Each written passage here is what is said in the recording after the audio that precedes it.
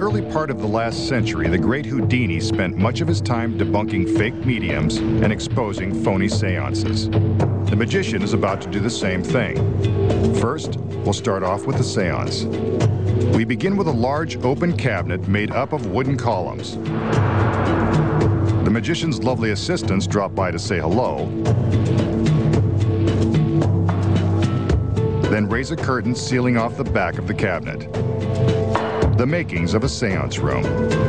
The magician displays a wooden chair which goes on top of a square of plywood, eliminating the possibility of hidden trap doors in the floor.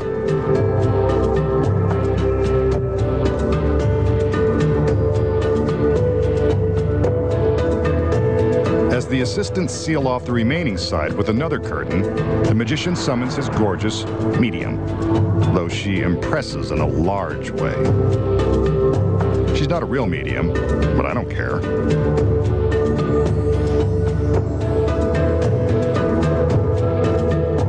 The assistants return with some standard props, while the magician places his lovely medium in a trance.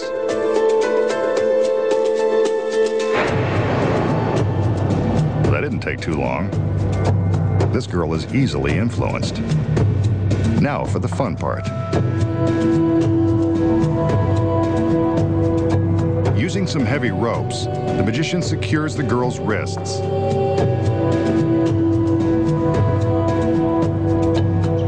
And then invites his assistants to bind her to the chair.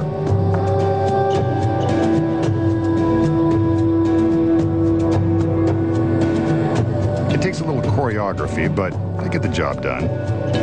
Working together to wind the rope around and around the girl, and then tying it off with a large impenetrable knot.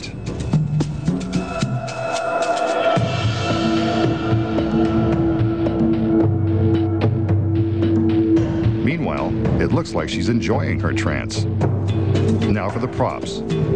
Just like in the days of Houdini, we have an ornate candelabra and a noisy tambourine. That ought to rattle the spirits. These are placed on top of the plywood.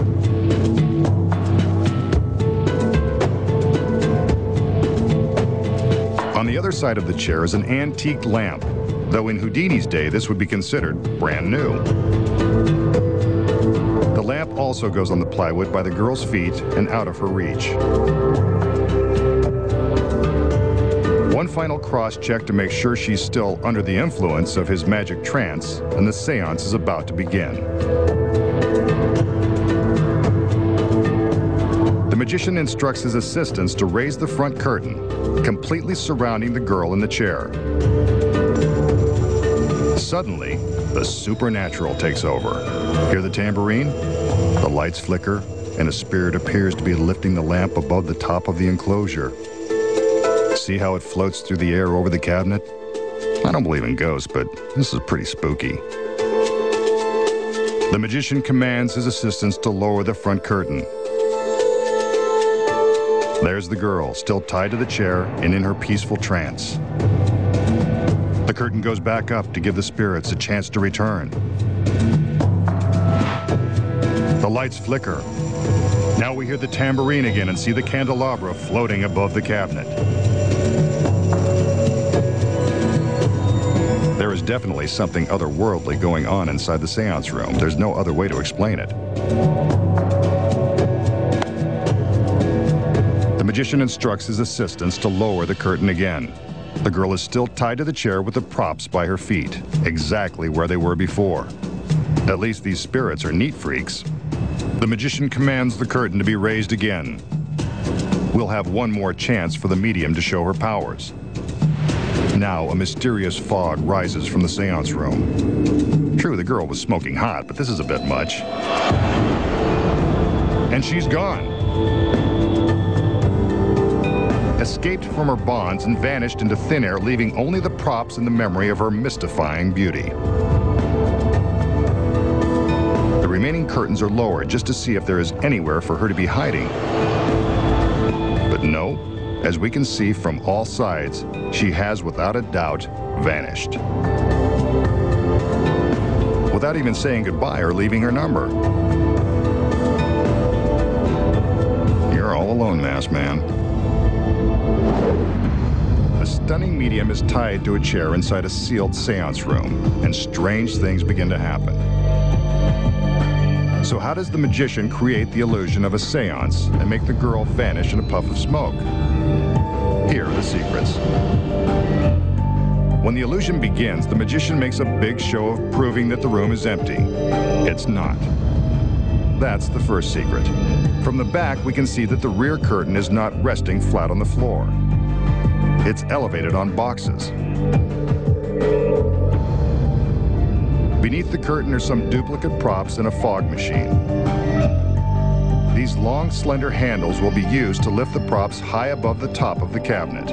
Also hidden inside the room is this beautiful assistant, who is crouching behind the square of plywood.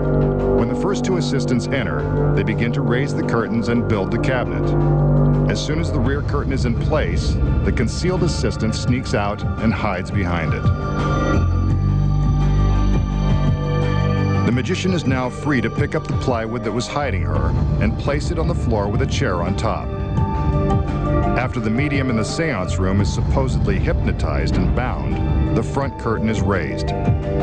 This is when the secret assistant behind the room rushes inside with the duplicate prop lamp. The lights flash to create the proper mood, and the girl uses the long pole to lift the lamp above the top of the enclosure. Meanwhile, the girl in the chair snaps out of her pretend trance and starts to loosen her bonds. The secret assistant slips out of the back seconds before the front curtain is lowered to reveal that the medium is still in the chair. The curtain goes up a second time, and the secret assistant slips back inside with the next set of props. When you look closely, you can see the pole peeking out above the enclosure. She sneaks through the rear curtain again, vowing to be more careful next time.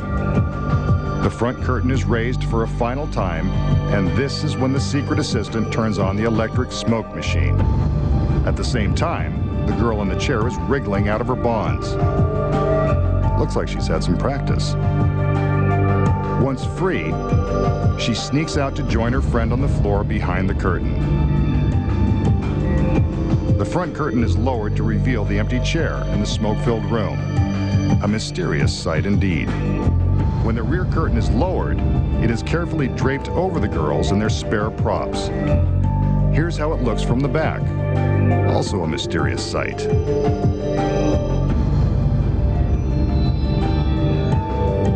A magical seance just like it was performed in the days of Houdini. But now, you know the devilish secrets. Thanks, girls. This wraps up another one.